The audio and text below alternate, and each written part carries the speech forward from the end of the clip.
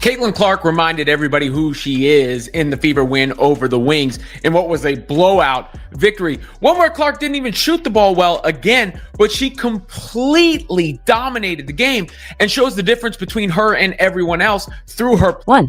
The Indiana Fever have rapidly transformed from the league's laughingstock into its most captivating storyline. Quicker than you can say playoff hunt. At the heart of this dramatic turnaround, none other than Caitlin Clark, the homegrown sensation who's finally been set loose on the court, no longer sidelined like an awkward afterthought, but unleashed like a basketball force of nature. Caitlin Clark said, folks, forget what she's talking about. Today, I'm going to run the show. Today, I'm going to control the pace. Today, I'm going to dictate how this team plays basketball. And in the first half, we saw exactly that. Natasha Howard running the floor. Yeah, you heard that correct. Natasha Howard running the floor. Yeah, I shit you. Folks, fans have a voice. Sometimes when the noise gets too loud and they're tired of hearing from it, they say, let's just buy in a little bit. Let's let Caitlin Clark be Caitlin Clark. Let's not pull the reins back too much. And in that first half, we saw exactly. Let's rewind to just a few weeks ago, shall we? The Fever locker room had more tension than a Thanksgiving dinner gone off the rails after someone brought up politics. The vibes? Colder than Antarctica in a blackout. And the chemistry? Practically non-existent. So bad it would have failed a high school science class. But now, they're moving like a well-oiled machine. If that machine were built by NASA engineers with a side gig in basketball sorcery. That's what we're talking about when we are referring to Caitlin Clark running the show. Caitlin Clark running the offense, being the innovator of offense, the distributor of offense for the Indiana Fever. This is exactly what we mean right here. This game was an absolute blowout. Dallas Wings didn't know what hit them. Everybody ate. The turning point came when Dana Bonner packed her bags and her me-first mentality and hit the road. She walked into that locker room like the headliner at Coachella, only to find out she'd actually been booked for open mic night at an empty coffee shop. Bonner tried to make herself the centerpiece of a puzzle that already had Caitlin Clark's name etched firmly in the middle. It was like watching someone try to swap out the Mona Lisa for a selfie and expecting the Louvre to give it a standing ovation. So, Indiana Fever just released her, cut their losses, right? And I hear these analysts saying stuff like, they should have held out for a trade, or I wish they had got a trade for her. She was literally untradeable, right? Like, what team would give up any of their core players for a player that's past their twilight?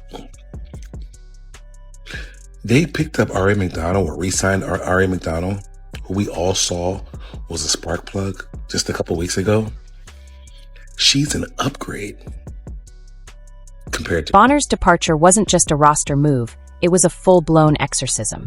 The moment she cleared out her locker, you could practically hear a collective sigh of relief echo through the building, loud enough to register on weather radars as a mysterious gust of... Because we've seen a huge change. We've seen a huge change from the Indiana Fever over the last 6 quarters. And especially in the fourth quarter, in the Dallas Wings game. And there were 2 players in particular that I have said that their style of play, regardless of how they're playing, is not going to work long term. And those 2 players had unbelievable... The Fever didn't just lose a player. They cut loose the dead weight that had been anchoring them to the league's basement. It was addition by subtraction, like finally pulling a splinter that had been festering for months. Suddenly, they could breathe without choking on the thick fumes of ego and entitlement. And then, the clouds parted. Birds started singing. The Indiana Fever remembered that basketball was supposed to be fun.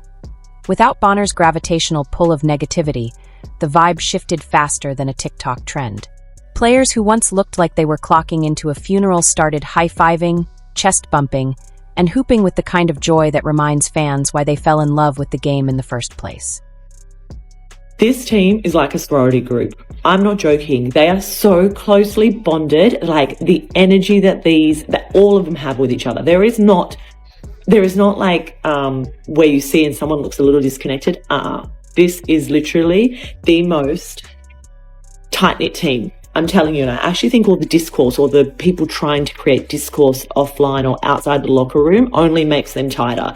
And throughout the training session, I saw multiple times where, they were like laughing and mucking around and just completely like high-fiving and actually speaking. Enter Sophie Cunningham, the human equivalent of a triple espresso shot in basketball sneakers.